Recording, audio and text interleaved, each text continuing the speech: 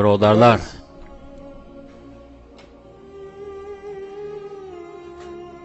men sizlardan bir narsa so'ray.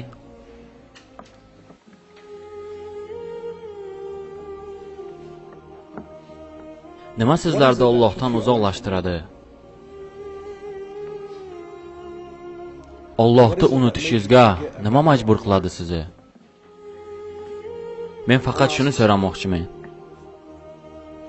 Alloh bir marta bo'lsa sizlarni unutdimi? Bir daqiqaga bo'lsa Alloh sizlarni unutdimi? Qur'oni Karimda Alloh taolo aytadi: Ey odamlar, nima sizlarni mendan uzoqlashtiradi? Nima sababdan mendan uzoqlashasiz? Alloh aytadi: Ey meni bandam, Qur'onda bu. Nahot unutgan bo'lsangiz, axir bir vaqtda siz yo'q edingiz-ku. Alloh aytdi: Bir vaqtlar odamizot yo'q edi. Sizni hech kim tanimas edi. Siz hatto yaratilmagan edingiz. Alloh aytadi: Men sizlarni yaratdim-ku. Yolg'iz men sizlarni yaratdim-ku. Bir tomchi spermadan. Bugun insonlarni qo'liga 3-4 so'm pul tushsa, birovlarni mensimay qo'yadi. Do'stim, qayerdan chiqqaningni unutdingmi sen? Alloh seni bir tomchi spermadan yaratdi. Sen o'zingni aldama, meni cho'ntagimda pul bor deb, yo bir meni go'zal mashinam bor. Alloh aytadi: Men sizlarni spermadan yaratdim. Spermadan. Siz bir suv edingiz. Yuragida kibr bor odam eshitsin buni. Hamma narsaga o'zim erishdim degan odam eshitsin buni. Meni Allohga vaqtim yo'q degan odam eshitsin buni. Birodar, bir vaqti sen yo'q eding va shu yo'qlikdan Alloh seni sperma qilmadimi? Kechirasiz bunday gaplarni gapirganim uchun. Ammo men haqiqatda gapirmasam bu yerda o'tirishimdan nima foyda? Siz bir tomchi sperma edingiz. Agar o'sha sperma yerda bo'lsa, birov pul berganda shuni usha deganda ushamas edingiz. Bu sizga yoqadimi, yoqmaydimi, ammo bu haqiqat u. Islom olimi Ibn Taymiya ajoyib bir narsa aytganlar. Siydik yo'lidan 2 marta o'tgan odam. Siz siydik yo'lidan 1 marta emas, 2 marta o'tgansiz. U kishi aytdilar, qanday shu inson yuragida kibrlanishi mumkin? Alloh aytadi: Men sizlarni bir tomchi spermadan yaratdim. 3 qavat bo'lgan onangizni rahmiga yaratdim. Men senga chehra berdim. Men senga jon berdim. Qayerda edi seni oilang? Qayerda edi seni boyliging? Qayerda edi seni sevgiling? Seni interneting qayerda edi? Men seni yaratganimda bu narsalar qayerda edi? Bugun shular sababli mendan uzoqlashyapsan.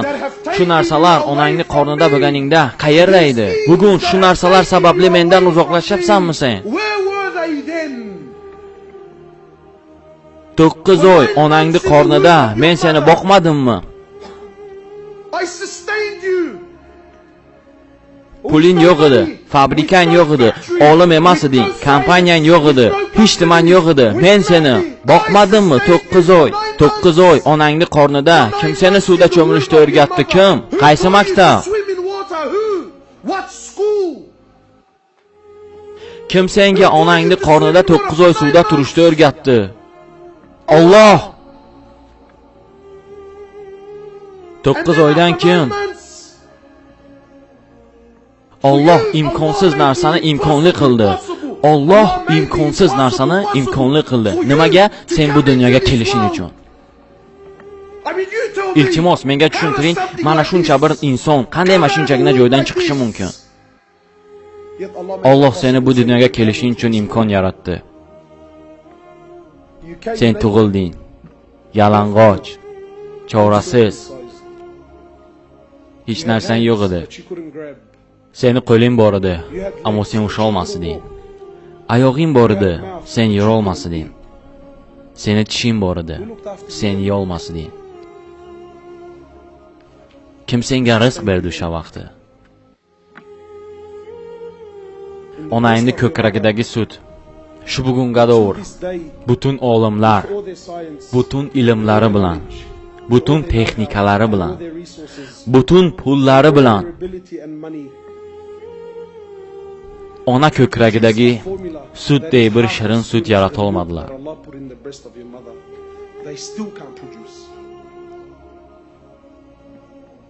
Ammo Alloh bu sutni onangni ko'kragiga kim uchun joylashtirdi? Kim buni Allohdan so'radi? Kim bunga pul berdi? Yozda esa sen uchun u sutni sovutar edi. Qishda esa sen uchun u sutni isitar edi. Kim bularni qilardi sen uchun? Har kecha seni kim qarar edi? Onangchi onang, kechasi bilan uxlamasdan seni tervatib chiqqan omaga shunday sevgi bergan kim? Kechasi bilan seni tervatib chiqishga nima majbur qiladi? Allohning sevgisi emasmi?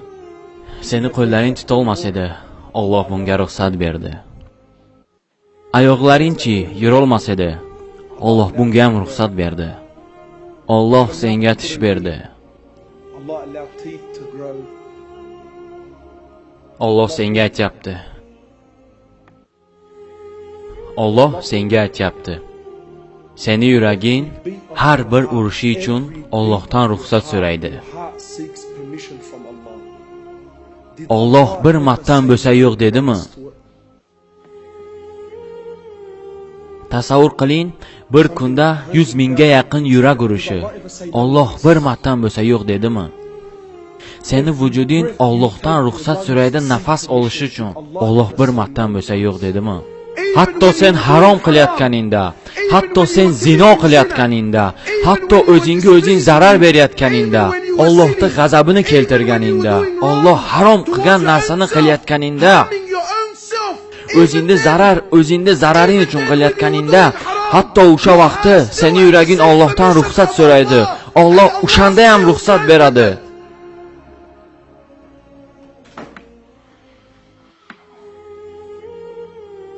Bugun insonlar bir-birlari bilan bitta qilgan xatolari uchun gapirmaydilar. Bitta qilgan xatolari uchun gapirmaydilar. Er-xotinlar bo'lmagan bir sabab uchun ayriladilar. Alloh bir martadan bo'lsa sizlarni unutdimi do'stlar? Endi do'stlar, bugun siz yura olasiz. Bugun qo'lingiz bilan bir narsani usha olasiz. Bugun bemalol gapira olasiz. Hatto o'zingizga bir narsa qo'g'irib yeya olasiz. Sizni Allohga vaqtingiz yo'qmi?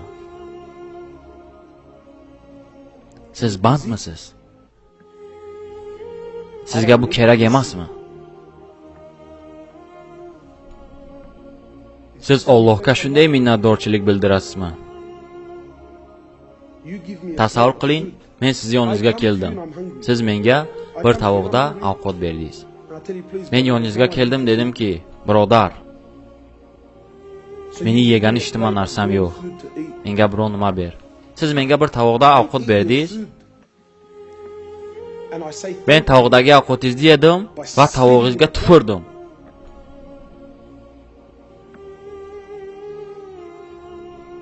Siz meni nima qilgan bo'lardingiz?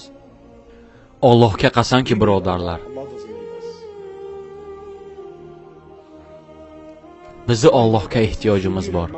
Allohda bizga ehtiyoji yo'q.